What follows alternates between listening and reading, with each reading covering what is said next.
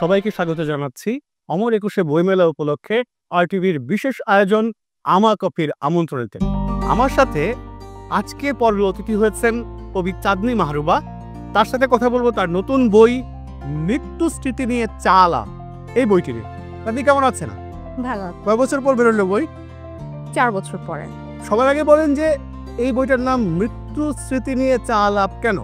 আসলে এই আমি যখন প্রথম বইটার পরে সেকেন্ড বইয়ের চিন্তা করেছি বা এমনিও যখন আমি লেখালেখি করছিলাম, তো সামহাও আমার ভিতরে মৃত্যু চিন্তা বা মানুষের যে এসব ডিপ্রেশন নিয়ে যে ধরনের চিন্তাভাবনা ছিল, তো ওই বিষয়টা আমার ভিতরে ছিল এবং আস্তে আস্তে দেখা গেছে যে ওটা নিয়ে আমি অনেকগুলো লেখা লিখে ফেলেছিলাম।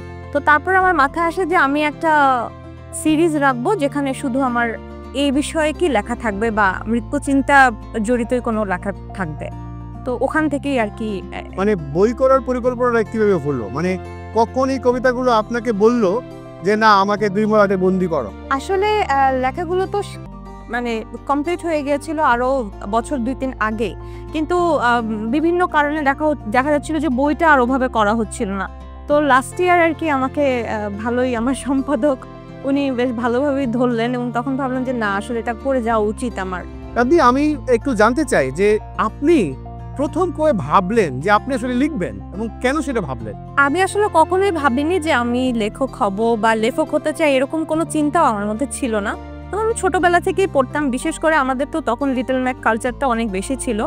তো লিটল ম্যাগের সাথে আস্তে আস্তে জড়িত হওয়ার পরে আস্তে আস্তে কিভাবে যেন আসলে লেখাটা শুরু। কখনো খুব বুঝে শুনে যে লেখক হব এরকম আসলে কখনো এখন লিখতে লিখতে তো একটা ব্যাপার দাঁড়িয়েছে, এখন নিশ্চয়ই এটা বোঝে।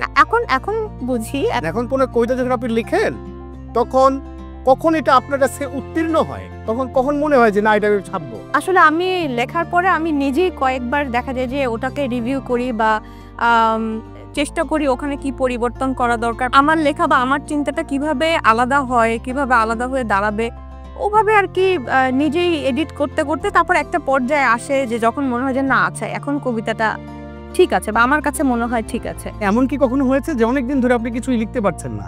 এরকম তো অনেকবার হয়েছে। এমনও হয়েছে যে আমি হয়তো 2 লাইন লিখেছি একটা কবিতা, যেমন এখানেই আছে, হ্যাঁ, এরপরে আমি আর শেষ করতে পারছি না। 3-4 বছর পরে আমি ওইটা শেষ করেছি, এমনও হয়েছে। তো ওরকম তো থাকেই। মানে এরকম ব্লক যখন হয় তখন আসলে আপনি কিভাবে এটা কাটান? আমি তখন প্রচুর পরিমাণে অন্যদের লেখা পড়ি, আমি আমার নিজের লেখাও পড়ি, যাতে আমার ওখান থেকে আমার যে মানে আলাদা যে সত্যটা ওটা যাতে বুঝতে পারি আমি যে আসলে কি ভুল করে ফেলছি বা অনেকের সাথে মিলিয়ে যাচ্ছে কিনা।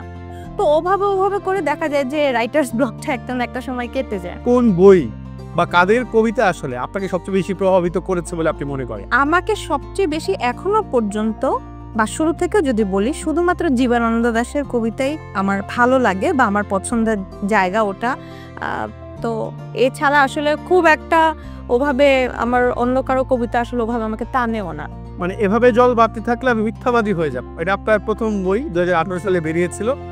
সেই বইটার কবিতাগুলোর সাথে এই বইটার কবিতাগুলোর গুণগত কি পার্থক্য আছে বলে আপনি মনে করেন? পার্থক্য শুধুমাত্র চিন্তায়, কারণ তখন আমার কাছে লেখা ছিল বাট বয়স কম ছিল, মনে হয়েছে যে অনেক অপরিণত। হ্যাঁ, এখন যেভাবে আমি মানুষের চিন্তাগুলোকে বুঝতে পারি বা নিজেও অনেক আলাদাভাবে আসলে জগৎটাকে দেখি, তখন তো আসলে চোখটা অতটা খোলেনি। মানে আপনার চোখ এখন খুলেছে? এখন আমার মনে হচ্ছে যে আমি অনেকটাই পরিণত। মানে এই বইটা যখন আমি কাজ করেছি তখন মনে হয়েছে যে আগের চেয়ে অনেক বেশি আমি চিন্তা করতে পারছি। আপনি আসলে সাহিত্যিক সফলতা বলতে কি বোঝেন?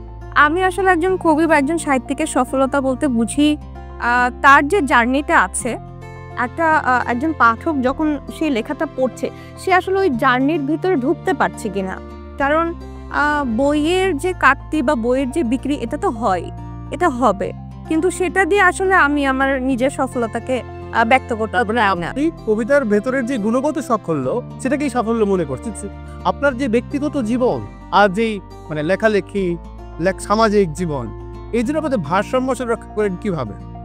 এই দুটার ভিতরে আসলে ভারসাম্য রক্ষা করাটা খুবই কঠিন, কারণ আমি যেহেতু চাকরিজীবী, আমাকে অনেকটা ব্যস্ত থাকতে হয়, এছাড়া আমার সাংসারিক জীবনও আছে। তো সবকিছু মিলে আসে লেখালেখিটা ওভাবে আমার হয়ে ওঠে না। কিন্তু আমি তারপরেও চেষ্টা করি যে পড়ার, যাতে পড়ার মধ্যে থেকে মানে পড়তে থাকলে হয় কি লেখালেখির একটা চিন্তা ভাবনা চলেই আসে বা লেখালেখিটা হয়ে ওঠে আর কি একটা সময়। আমাদের কাব্য ভুবনে নানা রকমের দলবাজি আছে, নানা রকমের পৃষ্ঠপোষকতা আছে, এই ব্যাপারগুলোকে আপনি কিভাবে দেখেন? এই ব্যাপারগুলোকে আসলে আমি কোনোভাবে দেখি না। আমি খুব সাধারণ মানুষ, তো এগুলো দেখি না এবং এড়িয়েই যাই বলতে গেলে। আর আসলে এগুলো আমাকে খুব বেশি আঘাত করেও না। এই বইটার পাঠকদের আপনি আসলে কি বলবেন? আপনি তাদেরকে কি মনে রাখতে বলবেন এই বই? এই বইটা আসলে আমার জন্য খুবই বেশি স্পেশাল, কারণ আমি বলেছি যে মৃত্যু চিন্তা নিয়ে লিখেছি। প্রথম আমি মৃত্যু চিন্তাটা যখন বুঝতে পারি, তো তখন আসলে আমি মানে জাগতিক দুনিয়া সম্বন্ধে আর কি আমার খুব বেশি আগ্রহ আর তখন আমার ছিল না, ধীরে ধীরে উঠে গেছে। তো আমার মনে হয় যে এই বইটা পড়লে মানুষ আসলে মৃত্যু চিন্তা কি, মৃত্যু কি বা এটা কেমন, এই বিষয়টা মানে এই জার্নিটা ভিতর দিয়ে সেও আসলে যেতে পারবে। কি বলবো, আপনি আত্মহত্যা করতে চেয়েছিলেন না? না, আত্মহত্যা করতে চাইনি। মানে আমারই খুবই কাছের আমি বলবো আমার শিক্ষক, উনি আমার মানে পিতার মতন ছিলেন, খুবই স্নেহ করতেন। ওনার আকস্মিক মৃত্যুটা আমাকে খুবই আঘাত করেছিল ওই সময়টাতে। তো যে কারণেই আমি তখন এই যে মৃত্যু স্মৃতি নিয়ে চা আলাপ এই সিরিজটা লেখা শুরু করি ওই ঘটনার পরে। আপনার সেই শিক্ষক নূর ইসলাম স্যার, যাকে বইটা উৎসর্গ করেছিলেন। যাকে বইটা উৎসর্গ করেছে।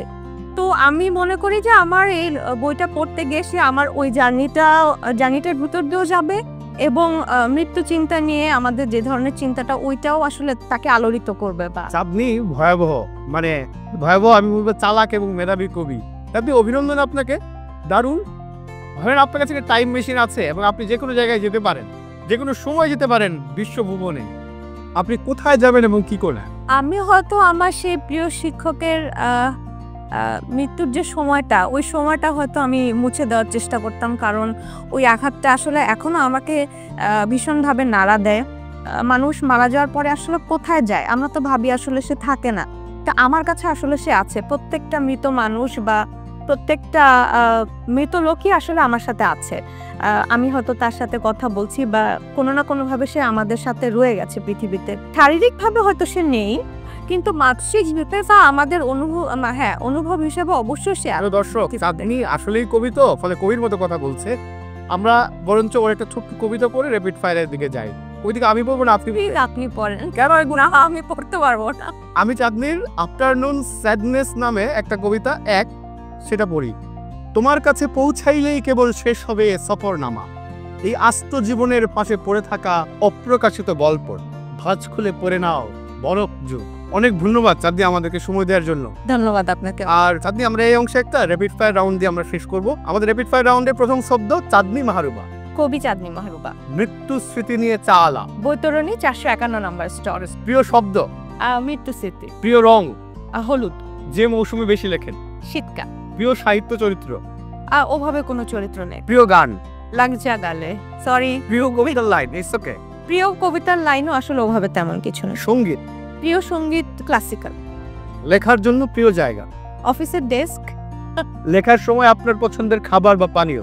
চা, শুধুমাত্র চা। সবচেয়ে সৃজনশীল সময়? সন্ধ্যা। লেখালেখি জীবনের বড় ভুল? বড় ভুল হলো লিখে কম আর এখন পড়িও কম, এই দুটা। প্রিয় লেখক?